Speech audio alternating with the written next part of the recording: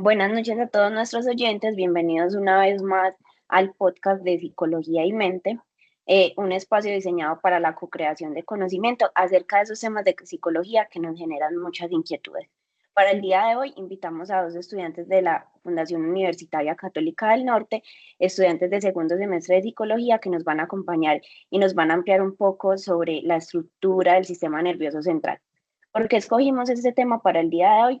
Porque entendemos que esta es la base de todos los procesos psicológicos que se desarrollan al interior del cuerpo humano y queremos entender un poco también cómo esas reacciones químicas están influenciando directamente nuestro comportamiento. Alejandra, buenas noches, bienvenida a este espacio, muchas gracias por acompañarnos. Con esa introducción pues, que les acabo de compartir, quería saber si nos puedes ampliar un poco sobre qué es el sistema nervioso central y cuál es su estructura. Buenas noches, Camila. Buenas noches, Lady. Bueno, claro que sí. Eh, el sistema nervioso central sabemos que se ha considerado como el comunicador principal de nuestro organismo, ya que se encuentra ubicado en el cerebro y en la médula espinal. Ese se encarga de coordinar nuestras acciones, nuestros pensamientos, nuestra respiración, la visión, la manera en cómo comprendemos o memorizamos algo. Em, También se le permite a los órganos relacionarse para que entre sí tengan una función integrada. Y también podemos decir que el sistema nervioso central recibe información sensorial de los órganos a partir de esa información de las respuestas que éste nos da y muchas veces se ven alteradas por las señales que generan. Alejandra, esta información que nos acabas de compartir es muy clara, pero me queda una duda y es, cuando hablamos de cerebro, se nos viene el concepto de neurona. Entonces quería saber cómo está presentes las neuronas dentro de esa estructura, si de pronto nos puedes ampliar un poco en ese sentido. Claro que sí, Cami. Bueno, principalmente las estructuras del cerebro, del sistema nervioso central, perdón, son el cerebro y la médula espinal. Vamos a hablar un poquito de las funciones de ambos. Por ejemplo, en el caso del cerebro, sabemos que es el órgano principal en nuestro cuerpo, ya que es el que coordina todo, movimientos, gestos, pensamientos, acciones que podemos generar voluntaria e involuntariamente y es el que nos ayuda a regular también el ritmo cardíaco, la respiración, la capacidad de captar un riesgo y cómo prevenirlo o cómo actuar ante él. Y este se divide en dos hemisferios, el hemisferio derecho y el hemisferio izquierdo, y ambos se componen de cuatro lóbulos, los cuales son el frontal, parietal, temporal y el occipital. Y por otro lado, encontramos la médula espinal, ya que esta parte le permite al cerebro comunicarse con todo el cuerpo, donde ambos emiten señales motoras, ayudándole al cuerpo a permanecer equilibrado, a coordinar movimientos, reflejos involuntarios que se pueden emitir, como también recibe señales sensoriales como los olores, las texturas, los sabores, el dolor, antes de ser enviados al cerebro. Entonces, con eso que nos acabas de contar, Alejandra, entendería yo que las neuronas son como ese canal de comunicación entre esas estructuras que nos mencionaste. No sé si nos das como esas explicaciones específicas de cómo interactúan las neuronas dentro del sistema nervioso central. Bueno, claro que sí. Como lo mencionaba, las neuronas están encargadas de transmitir esos mensajes, se dirigen de un lugar a otro constantemente y permiten que los sentidos generen estímulos. Esos estímulos que se generan viajan a la corteza motora para poder emitir una respuesta. Vamos a encontrar neuronas sensitivas o también son llamadas aferentes y estas detectan cualquier sensación que se recibe a través de la luz, el calor, el frío, el sonido, la oscuridad, el sabor, el olor, y esa sensación se emite de abajo hacia arriba. A diferencia de eso, encontramos las neuronas motoras o eferentes que proporcionan información del cerebro a los músculos, controlan los movimientos voluntarios como correr, respirar, hablar, comer, lo que entendemos que emite sensaciones de arriba hacia abajo. Y finalmente encontramos las interneuronas, que esa se encarga de conectar esas dos neuronas que mencionamos anteriormente, que sería la aferente y la eferente. Aleja, y nos queda la duda de cómo se comunican las neuronas. ¿Cuáles son esas sustancias químicas que están relacionadas específicamente con esos canales de comunicación? Listo. Estos son llamados neurotransmisores y son mensajeros químicos que envían señales excitatorias o inhibitorias, lo que llevan a la neurona a generar o no un impulso eléctrico. Entre esos neurotransmisores encontramos, por ejemplo, la acetilcolina, que funciona como un neurotransmisor excitatorio, pero puede ser inhibitorio según el tipo de sinapsis en el que se encuentre. Puede controlar nuestros pensamientos, movimientos, tienen función en el cerebro, la médula espinal y el sistema nervioso periférico, y en ocasiones también lo tiene en el sistema nervioso parasimpático. Por otro lado, tenemos la dopamina, que tiene un efecto inhibitorio y puede controlar el sueño, las emociones, la atención y la memoria. Esta se encuentra ubicada en la corteza prefrontal y se encarga de tomar decisiones. Bueno, por otro lado tenemos también la encefalina y la endorfina. Estas dos son inhibitorias y ayudan a que el cuerpo se pueda recuperar física y mentalmente con mayor facilidad, promueven a la calma, ayudan a controlar o a reducir el dolor, y estas están ubicadas en el cerebro y en la médula espinal, que como ya lo mencionábamos anteriormente, es la estructura principal del sistema nervioso central. También Listo, Aleja. encontramos, perdón, Ah, no, Cami. no sabía que ibas a seguir, qué pena. Tranquila. También encontramos el ácido butírico aminogama o llamado GABA. Es el neurotransmisor más importante del sistema nervioso central. Tiene efectos inhibitorios que ayudan a estabilizar el estrés, la ansiedad, los impulsos nerviosos que el organismo puede presentar. Y ese se encuentra ubicado en el cerebro y en la médula espinal, al igual que la encefalina y la endorfina. Bueno, también tenemos la norepinefrina, que también tiene como nombre la noradrenalina. Esta es excitatoria e inhibitoria, cumple las dos funciones y trabaja como neurotransmisor y hormona. Esta tiene, pues, como diferencia de las anteriores, que también funciona como hormona, y digamos que sus principales funciones son aumentar la masa muscular, regular el estrés y la ansiedad, y ayuda a que el cuerpo genere un estado de alerta y sepa cómo reaccionar ante una situación de peligro. Esta se encuentra ubicada en el cerebro y en el sistema nervioso simpático. Y por último, hablando de los neurotransmisores, tenemos la serotonina. Este también es determinado neurotransmisor y hormona, es excitatoria e inhibitoria y contribuyen en el estado de ánimo, como el estado de ánimo, la concentración, el sueño, la autoestima, la atención, la calma, entre otros. Y esta la podemos encontrar principalmente en el cerebro.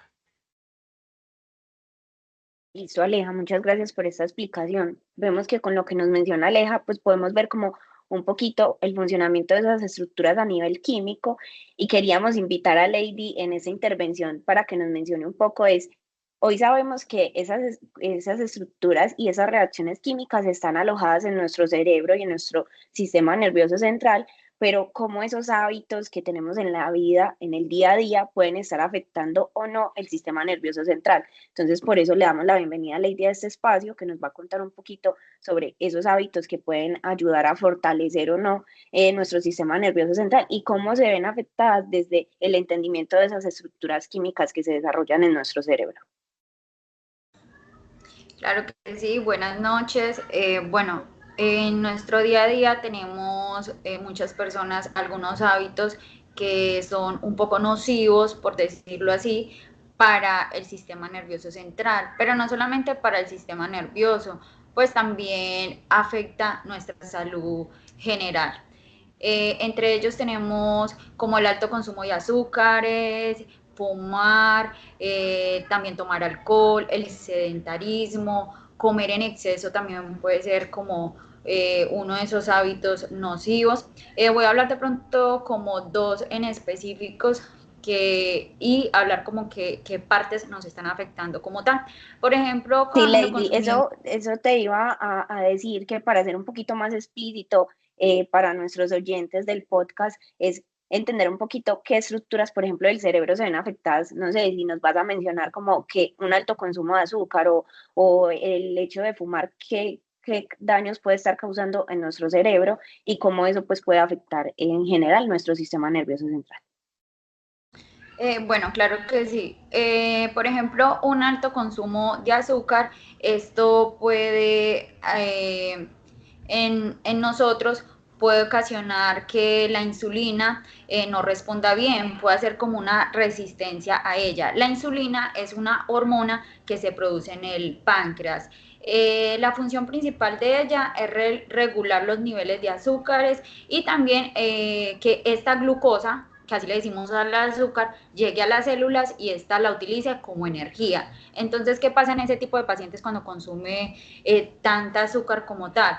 Primero, el paciente presenta un cansancio. Segundo, la insulina no va a funcionar como debe ser, entonces lo que va a hacer es que va a evitar que estas neuronas que se comunican entre sí y cómo se adaptan no hagan esa función como tal, que es esencial para poder aprender y recordar cosas. Incluso leí un estudio que hicieron a unas ratas, tenían unas ratas a las cuales les aplicaron altos niveles niveles de azúcar y a las otras no. Entonces hicieron como un estudio entre ellas dos, las pusieron a hacer como una serie de ejercicios y notaron que en las que tenían altos niveles de azúcares presentaban una ralentización en el aprendizaje y que también afectaba como tal la memoria, porque al hacer ciertos ejercicios no encontraban la salida, se veían un poco dispersos como tal.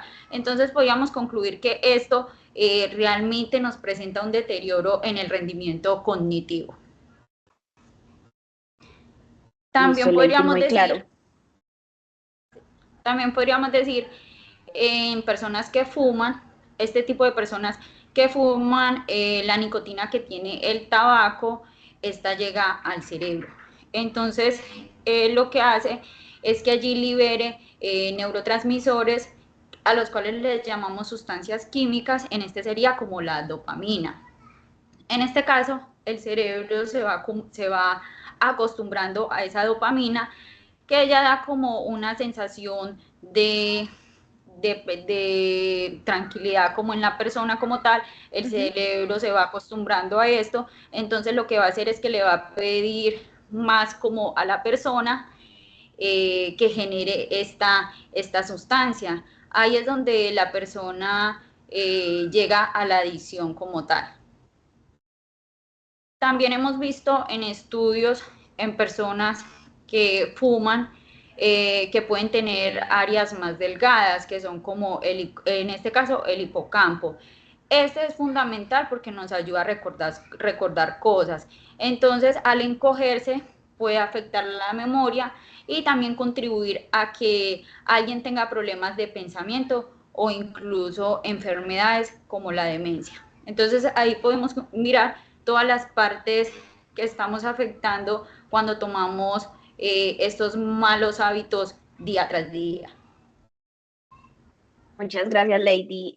Digamos que nos quedó muy claro cómo esos hábitos y que, por ejemplo, son hábitos que están comúnmente aceptados. Hoy fumar es normal en nuestra sociedad, pero ver cómo puede afectar eso nuestras estructuras cerebrales.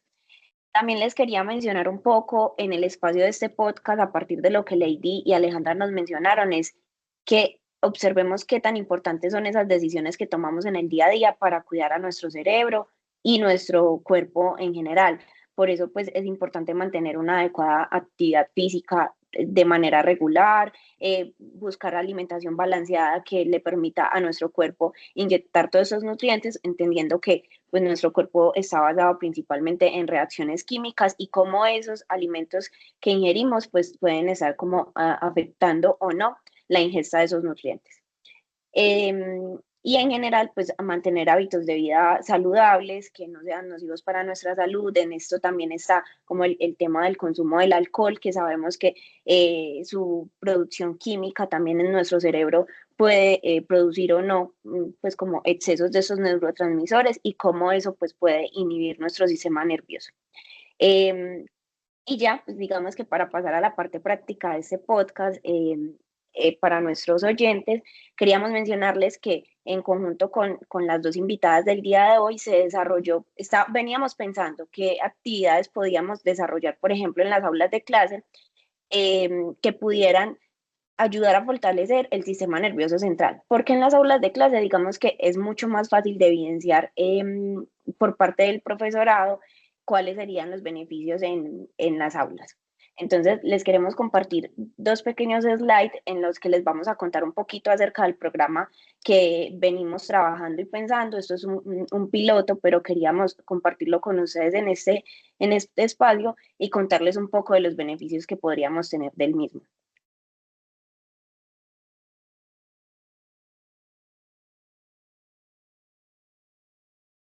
Entonces acá, esto es, como les mencionaba, esto es una idea que sale del desarrollo de este podcast. El programa es el programa de estimulación del sistema nervioso central y la idea es que se aplique en las aulas de clase. Inicialmente, digamos que esa población objetivo podría ser los estudiantes por ejemplo, de bachillerato, de secundaria, con el objetivo, pues, como de incrementar sus niveles de concentración y fortalecer el proceso de aprendizaje. ¿Cuál es nuestra hoja de ruta? Entonces tenemos, ¿cuál es el propósito? Uno, que se realicen, como bien se los mencionábamos, dentro de las aulas de clase, con el propósito de romper un poquito las barreras que genera nuestro cerebro y estimular el sistema nervioso central, preparándolo siempre para el aprendizaje que van a tener los estudiantes. ¿Qué beneficios podríamos evidenciar al aplicar estas actividades que les vamos a mencionar? Uno es que esas actividades divertidas y desafiantes motivan a los estudiantes y promueven una actitud hacia el aprendizaje. Y dos, que esos juegos de lógica que podríamos implementar ayudan a fortalecer la capacidad de retención de la información a partir, pues, como de todo el sistema nervioso central que ya nos mencionaron las invitadas de la noche de hoy. La idea es que estas actividades se realicen 10 minutos antes de empezar la clase con el objetivo de promover como esa actitud de aprendizaje y poder que esa estimulación sea aprovechada en los conocimientos que se van a impartir.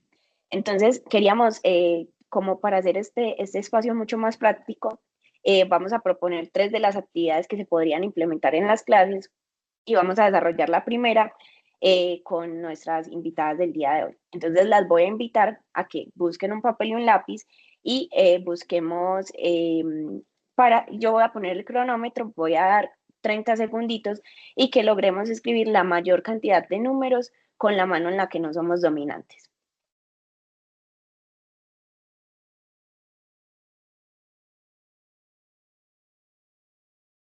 Me dicen cuando estemos preparadas.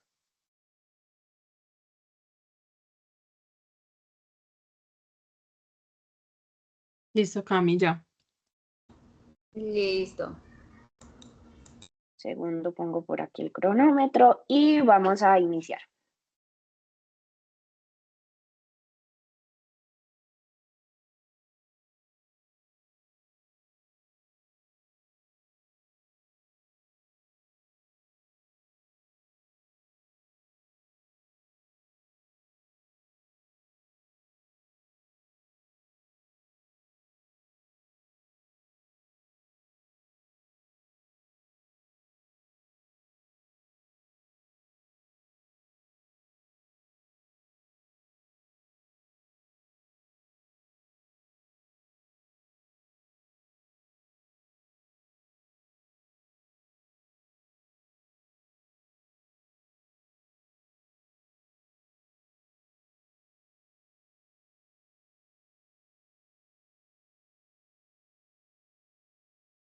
Bueno, chicas, ya se acabaron esos 30 segundos. ¿Cómo nos fue con la actividad? ¿Cómo sintieron eso de trabajar con esa mano que no dominamos en el día a día? Bueno, la verdad, un poco complicado y siempre nos invita como a pensar cuál es el siguiente número. No es tan ágil como cuando lo hacemos con nuestra mano dominante. Así es, Lady. Bueno, sí, me conecto con lo que dice mi compañera. Hay números que no, me salen al revés. Por más que intento hacerlo despacio, me quedan al revés. Entonces sí genera un esfuerzo mayor al no dominar pues como ese lado y tratar de hacer pues como ese esfuerzo. Bueno, esto básicamente o está enfocado en fortalecer esas habilidades motoras y obligar a nuestro hemisferio contrario a que desarrolle esas habilidades pues, de pensar mucho más rápido. Otra de las actividades que también que teníamos propuestas para nuestros oyentes y como el público objetivo de este programa es contar una historia hilada. Entonces, imagínense que yo arranco diciendo, fui al parque y vi un pájaro. Y es necesario que entonces la persona que continúa repita la frase que yo ya dije y complete una parte de la historia. Imagínense este ejercicio en un aula donde tenemos muchos alumnos y tengamos que fortalecer una y otra vez esa habilidad de retención de la información y de la memoria para poder hacer la historia. Entonces vamos a hacer un ejercicio rápido y voy a empezar yo. Ya pues me dicen quién quiere continuar. Eh, una vez fui al parque y vi un pájaro.